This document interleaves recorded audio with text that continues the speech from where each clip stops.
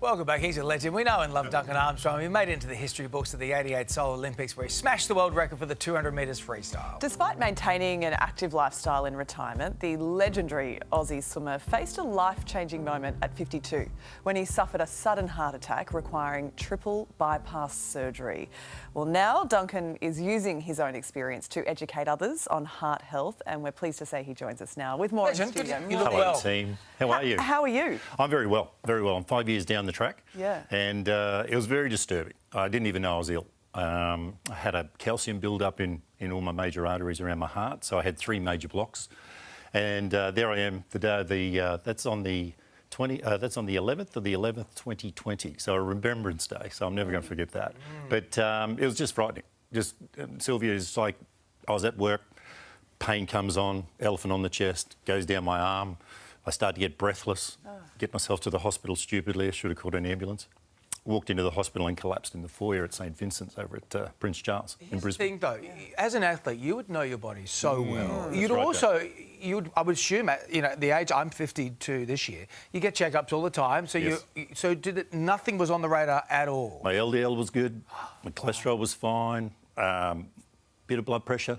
Yeah. I've taken statins before to get it under control, so I was medicating a little bit of the symptoms, but had no idea I was the ticking time bomb. Wow.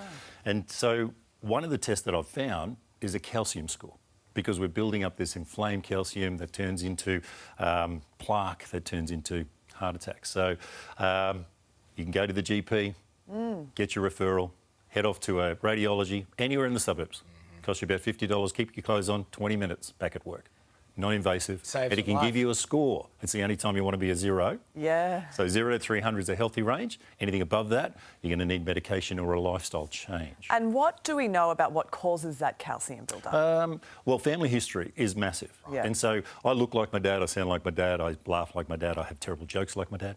But it's my mum's family history side that I wasn't tracking, I wasn't checking into it.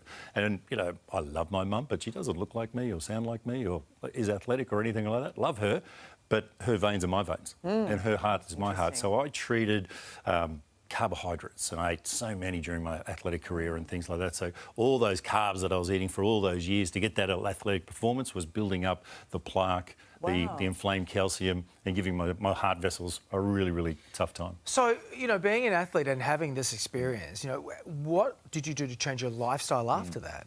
It's all about that.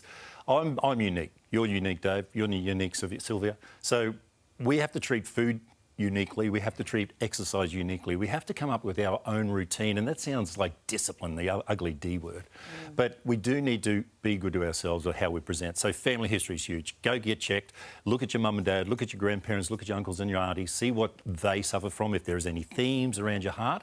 But go and get your testing done. You know, get into a testing regime every single year, and so it doesn't happen like it happened to Warnie, myself, other people. And 52 seems to be that rock star 27 around your heart. So you know, it's interesting. Bill Burr, the comedian's doing this stand-up routine at the moment. It's on Netflix, and he calls it the drop dead years. For where Yes. men all of a sudden they just go, and you don't see it coming. Yeah. So what are some of the, I suppose, more subtle symptoms that people can look out for? Well, it's about that breathlessness. It's about any pain that you're feeling, dizziness. But, you know, you should be getting cholesterol checked. You should be seeing a GP around those things that we know, blood pressure. You know, go get yourself a cheap blood pressure machine and take your blood pressure at home by yourself and just keep on checking in. So it's about this regime of testing. You know, abdominal pain, sudden dizziness, there it is on the screen. You can see all those symptoms, and any of those symptoms sound terrible, don't they? So if you're feeling any of them, please go and get your testing done. Get a good relationship with your GP. And don't write it off as like, oh, I just ate something. No, always please don't. check. So you've been working with the Heart Research Institute. What are you doing with them? Well, Heart Research Institute have been going for about 40 years. They're a great organisation, and they do an incredible amount of testing, and they've got some great researchers, and they research into how women have heart attacks, because it's very different from men. Your symptoms, Sylvia, are different from Dave's. It's like a stomach ache and stuff. Correct. Yeah. And so it's all this about, you know, it's International Women's Day. We had a wonderful event last night down here at Barangaroo, however you say it. And we just talked about the nuances that women have to go through with their heart health. And Heart Research Institute is doing an incredible amount of research into these. We're looking for donors, of course. We need the funding to keep on getting these breakthroughs like the CT calcium scan and others that I've talked about today.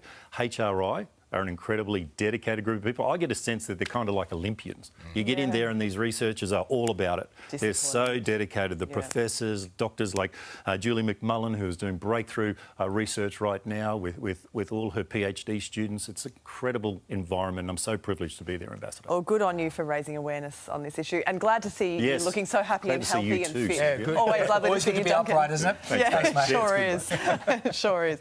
Hey, stay